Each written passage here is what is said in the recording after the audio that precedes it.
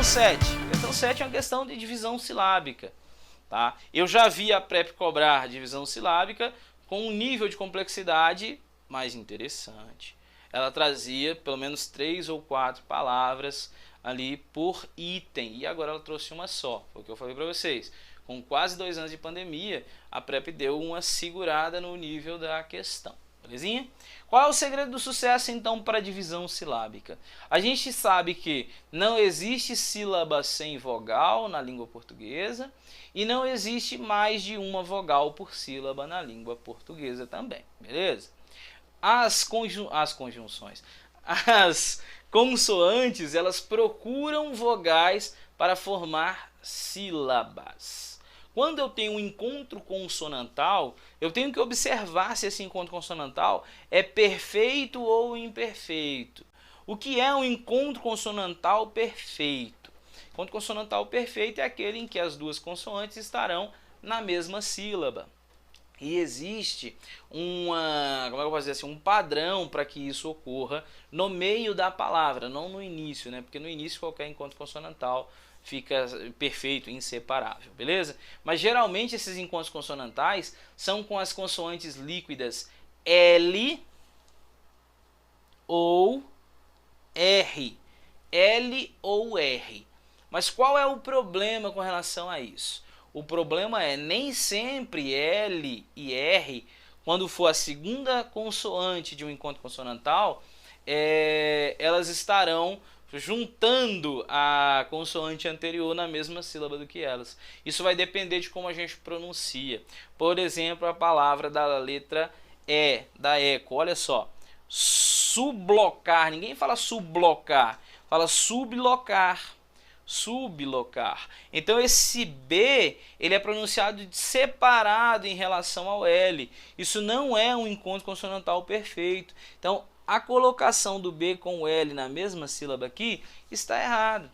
Se fosse a palavra monobloco, aí sim. Porque não fala monobloco. Bloco, o B e o L são pronunciados juntos. Então seria um encontro consonantal perfeito, mas não na palavra sublocar. Belezinha? Não na palavra sublocar. Vamos observar os demais exemplos, as demais situações para a gente resolver nossa vida. Como eu disse para vocês, uma consoante procura uma vogal para fazer sílaba. Se ela, vamos personificar essa consoante, se ela olha para o lado, para a letra que vem depois dela, e essa letra for uma vogal, ela se junta a essa vogal. Se essa letra for uma consoante, ela fica na sílaba anterior com a vogal anterior. Belezinha?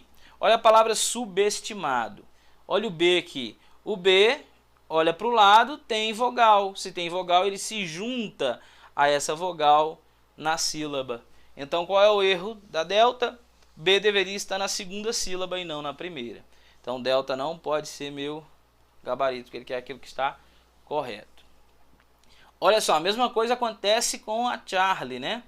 Interurbano. Esse R olha para o lado e encontra vogal. Se ele encontra vogal, ele fica na mesma sílaba que essa vogal anterior, essa vogal posterior.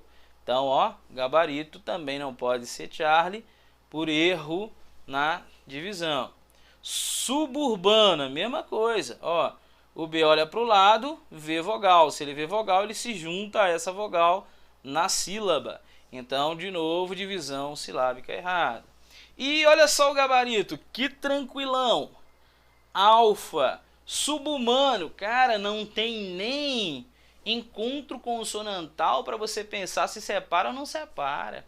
Entendeu? Esse aqui é o básico da língua portuguesa, é a chamada sílaba ótima para alguns linguistas. E o que é essa sílaba ótima? É consoante, vogal.